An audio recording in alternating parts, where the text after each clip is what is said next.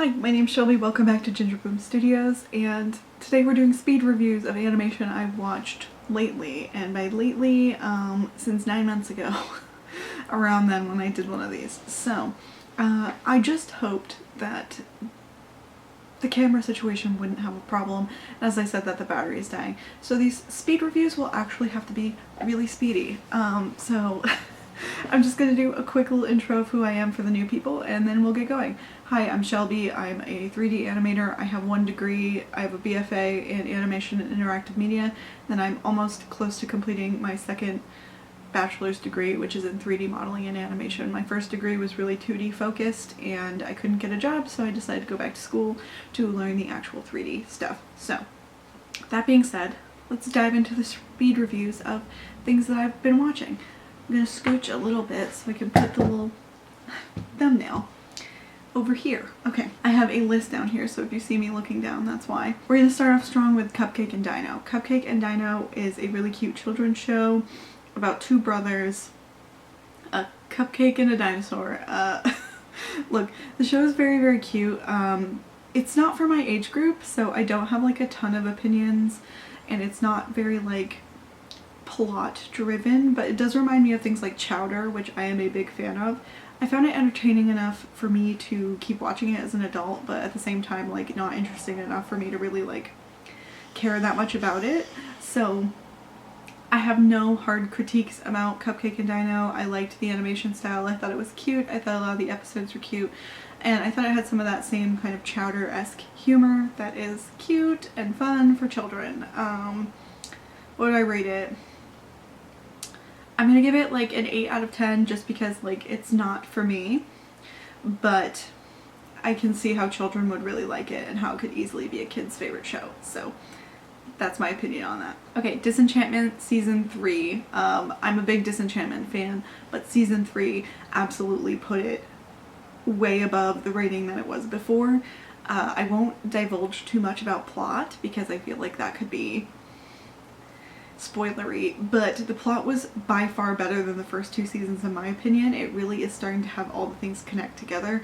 I can't remember if I reviewed this one or not, but like it was just phenomenal. I would give Season 3 of Disenchantment a 10 out of 10 because it was actually so very entertaining. The romance was unexpected and sweet and absolutely wonderful, fulfilling all of my wildest gay dreams. And I liked how it finally tied in a lot of old stuff, and I really liked the storyline with King Zog for Season 3. So if you're interested in adult animation that has a plot and that isn't just family sitcom-esque, I would definitely recommend Disenchantment. I said I was going to watch it, and I did. So I'd like to talk a little bit about The Holo Season 2. The Holo is absolutely fantastic, and if you love sci-fi, you're going to love this show. I didn't think I would like it going into it, and I still have gripes with some of the style because it's not really for me, but the story is so good and compelling that I forget that I'm not a huge fan of the style. Unfortunately for all of us, Netflix has a habit of canceling shows after only a couple seasons, and they did that with The Holo. I'm very disappointed about that, and I hope that they change their mind and that we see more. But if you really like sci-fi, you will really like The Holo. It's really good. Oh, did I forget to rate Disenchantment? Well, Disenchantment Season 3 was 10 out of 10. Anyway, The Holo Season 2 is 10 out of 10 also because it was phenomenal. There really wasn't that much I would change except that the show got canceled.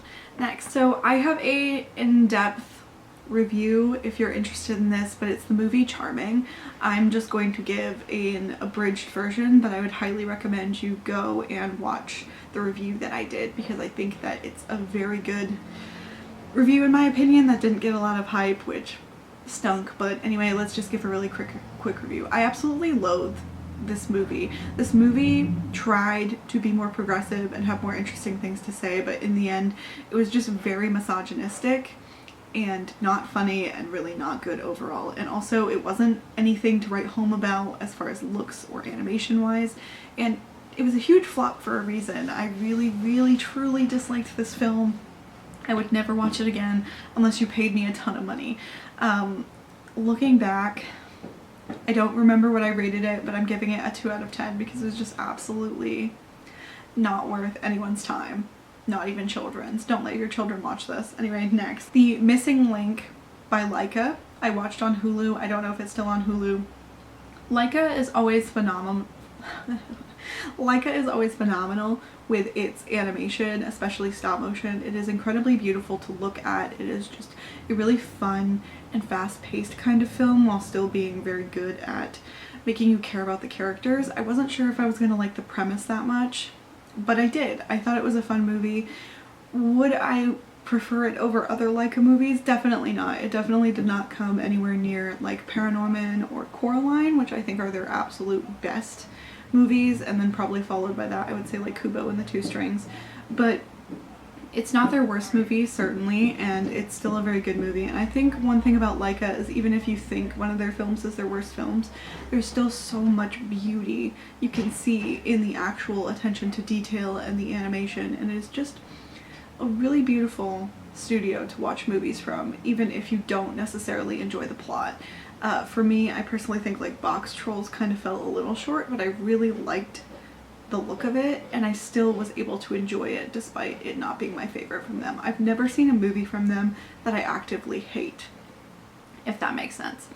I'm going to give The Missing Link an 8.5 out of 10. It was very good, and I think just some of it could have been a little better in certain places, but overall I did not think it was a bad movie, and I thought it was a fun watch and very aesthetically pleasing and nice to look at. Laika always knocks it out of the park in those aspects, even if they don't always get the kind of story type push that I want, if that makes sense. When TikTok said this movie would destroy me, I was not prepared in the slightest, and that movie is Grave of the Fireflies, which is a Studio Ghibli film. Do not let your children watch this if they are not old enough to process World War II.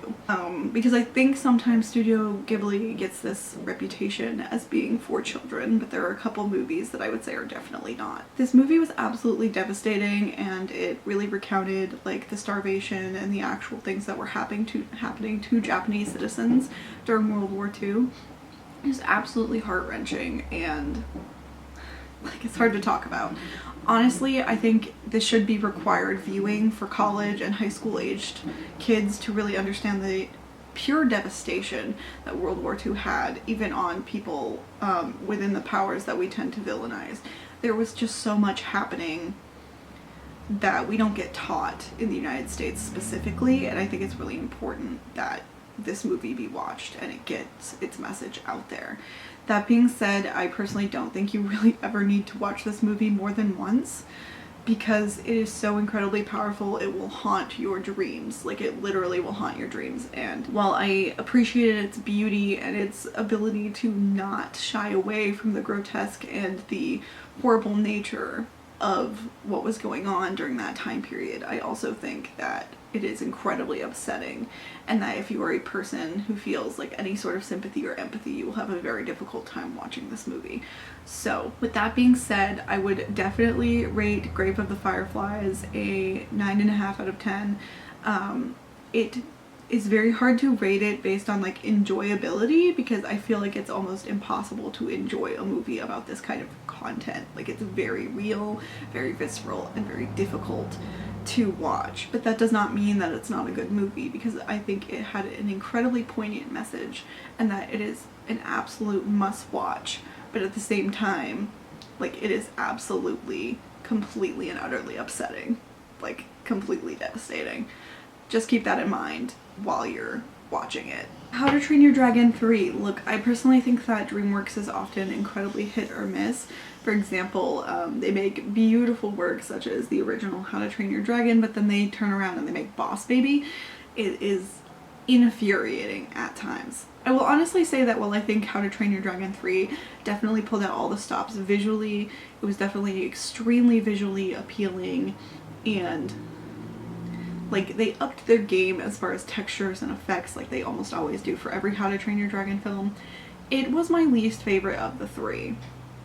It was absolutely beautiful to look at, and it is by no means a bad movie, but I did find narratively, compared to the second one in particular, it was very disappointing, particularly near the end. Also, the addition of a villain who you don't see through the first two films is a little bit of a letdown. I can't remember if you see him like near the end of the second movie, but like he feels really disappointing, especially when the first two films are about like people's prejudices and about them affecting dragons and dragons affecting them, and it really focuses on Hiccup's family.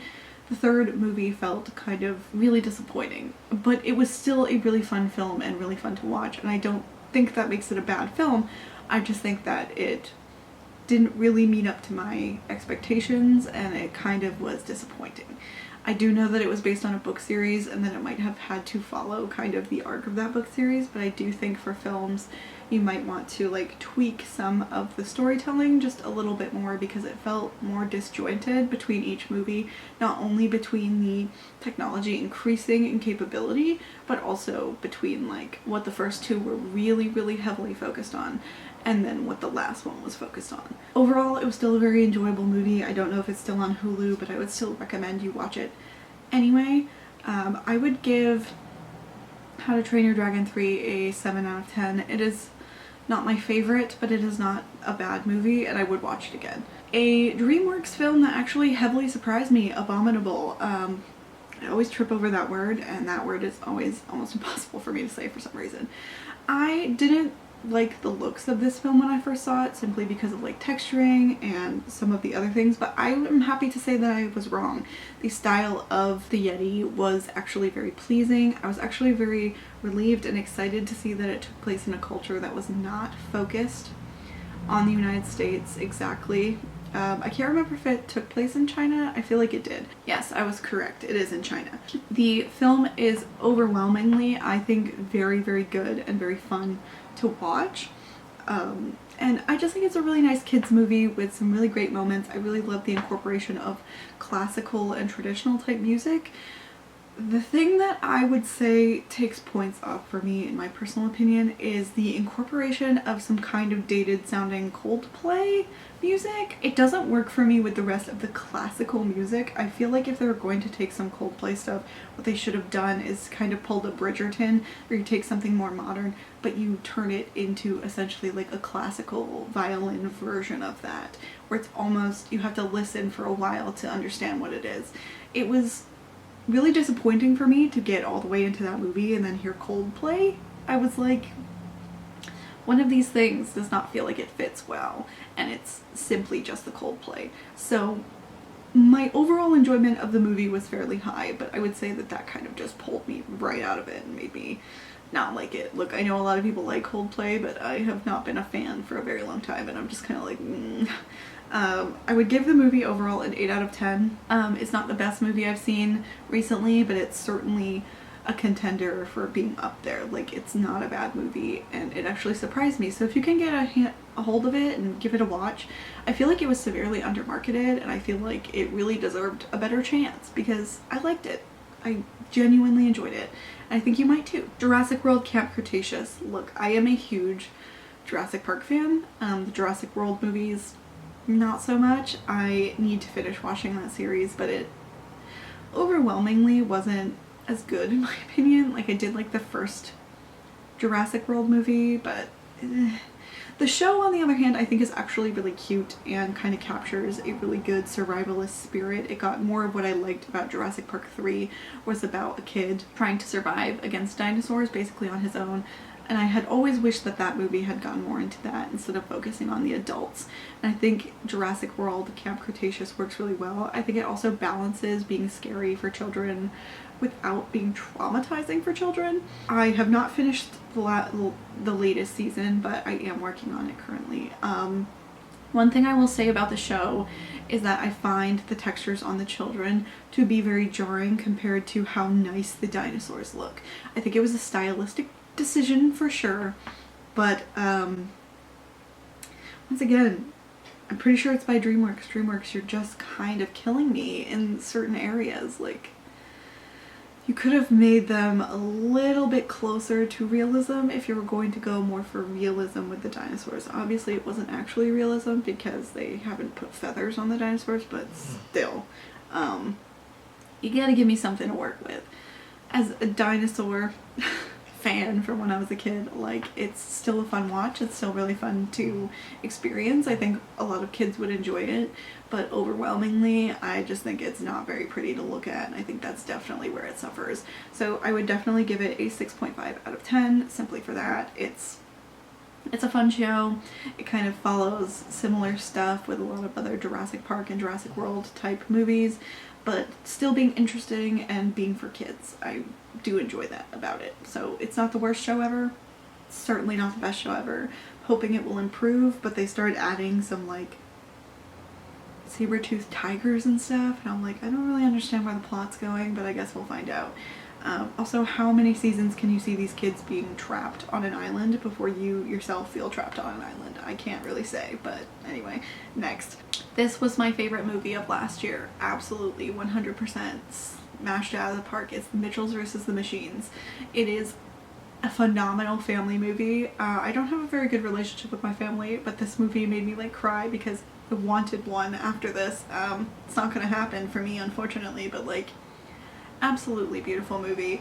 The texturing, the stylization of things, just the focus on detail, and also just the fact that it's so very fun, right? Like, I feel like sometimes these adventure type movies where there's like robots or aliens or whatever, they take themselves too seriously, but this movie 1000% knew it was for families and for children, and it made it absolutely phenomenal to watch. You are never bored throughout the entire thing, and it hits the key emotions and the key storytelling really well without ever being boring or taking itself too seriously. Like, even the serious moments, it's not too much. It doesn't take itself too seriously, and I think that's really important in a genre like this. So it's an absolutely beautiful movie. It's on Netflix. Sony has been killing it, in my opinion, and this is my shameless plug. Sony, please hire me. I'm desperate. I will move to Canada. I don't care. I love you guys. Been so thrilled with what you've been coming out with, and keep up the hard work. I'm so excited about Into the Spider-Verse 2. Like, just keep going. You guys have been killing it, and I'm so happy you guys won a bunch of Annie Awards. Like, seriously. Please excuse my gushing, but I am an animator first, not just a reviewer, so I'd like to be honest. I give Mitchells vs. Machines, if I could go higher than 10 out of 10, I would. It was absolutely phenomenal. Like, one of the best movies I've seen in a long time, and I've rewatched it many times because it's phenomenal. So, okay, we're almost done, but I would like to just briefly talk about shows that I've either been like continuing or that I've started to a significant point where I feel like I can give at least a little sneak peek of my opinions. So we're gonna start with Aggretsuko. I've watched almost all of Aggretsuko except for the latest season. I think Aggretsuko is where more adult humor should go. Aggretsuko is about an office worker in Japan. She gets to be like angry. I feel like this show has a lot of like real personality from all the characters. Their motivations are very clear, and it's so entertaining as an adult because she has so many real actual adult crises, and it's not about a nuclear family. It's not about like a mom, a dad, and children. It's about a single woman who's a career woman living in Japan, and she doesn't even love her job that much, but she gets into so many shenanigans, and it's genuinely so very entertaining. And I'm excited to continue watching the newest season because I have never identified more with a cartoon red panda in my life. It's very, very good, and I recommend all adults going to watch it. Aggretsuko overall for me gets a 9 out of 10. It's very fun. Sometimes the animation is even a little too wonky for me, but it's certainly not a bad show by any stretch of the imagination. I hope more adult animation goes the route of not just doing the same thing over and over and over. Next, I started watching Centaurworld, and I will admit I started watching it for the Becky Apple song, basically only, because that song is hilarious. I'm actually enjoying it way more than I thought I would. The style differences between Horse's original world and the Centaurworld are so interesting, and the fact that they used 2 animation studios to accomplish it, really interesting. I actually think it's tackling some like really difficult fantasy issues without being too much for kids. and I'm very excited to keep watching it. I haven't even finished season 1, but I didn't think I would like it, and I'm already enjoying it very much, so hopefully you guys will be interested to see more of my thoughts later. Hilda the movie. You guys know that Hilda is my dog's favorite show. I did start watching it, but I haven't finished it yet. My dogs have watched it several times.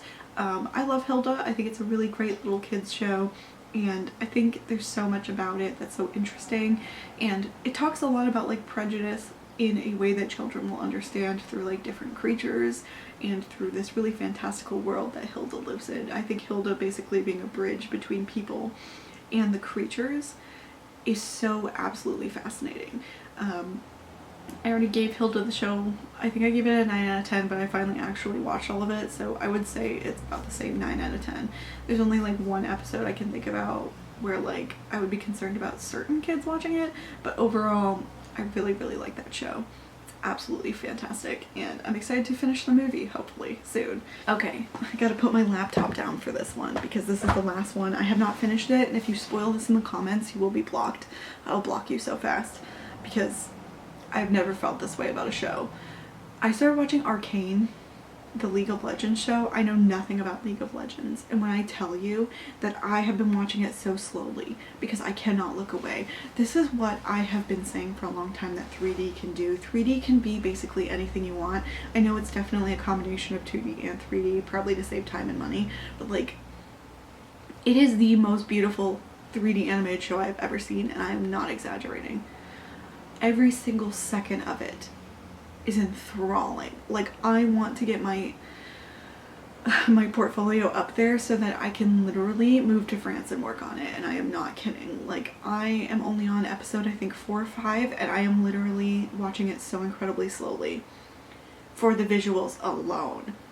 And that's not even touching on the storytelling. Like, but the visuals are so stylized and so absolutely breathtakingly beautiful that I could cry. Like, you cannot look away. And if you can, then I don't think you see beauty in anything, because oh my god, every single frame is a work of art in and of itself, and like, I would love to work on something that beautiful. And then the story on top of it, I haven't obviously finished it, but the story is so incredibly compelling and such an interesting fantasy world that talks about so many different dynamics like classism and found family and betrayal and revenge and what to do about oppressive systems and just like all of this stuff that is so incredibly interesting. If you are able to put down this show, I do not trust you as a person. I also just think that adult animation needs to be going more of this route where we can have fantasy, we can have horror, we can have sci-fi. I've been beating a dead horse for a long time about this, but like, adult animation should not just be comedy. I've been thinking forever about what you can do with like horror specifically, because I have a bunch of horror shows I would love to pitch, but also fantasy and sci-fi. The things that you can do visually and the things that you can show that you would never be able to do with live action is just, you cannot argue with me, and Arcane is absolute proof of this now. There is no way you could evoke the feeling and show the beauty that you can with the animation they decide to go with live action. There's absolutely no way. There's no humanly possible way, and I stand by that. And if you are interested in animation, especially like 3D, and you really want to get into it, or you want to see something that doesn't look plasticky, please, please, please watch Arcane. I am like their biggest hype woman at this point. Like, oh my god, it is so incredibly beautiful. I'm gonna try and get my wife to watch more with me because we've been watching it together, but like, you can't make this up. Like, this is probably the most beautiful show I will ever see, and I'm sure maybe something will come around and top it, but like, I've just been thinking about how I can use certain aspects for like a movie I've wanted to do for forever. Like, it is gorgeous, and I wish we put more money into things like this. But yeah, Arcane will probably get a 10 out of 10 no matter what, but like, I'm obviously not done, and there seems like there will be more seasons, so let me know what you think of Arcane below, but do not spoil it or I will block each and every single one of you. And we're done. I haven't watched as much as I would like, but I've been pretty depressed since my dog passed away. If you liked this, please give a like, a comment, maybe subscribe. My TikTok and my Instagram are the same. It's at Ginger Boom Studios. I give reviews sometimes there, but I'm kind of limiting how many reviews I do. If you watch my last video, you can find out why. But I hope you all have a great day, and I will see you next time. Bye!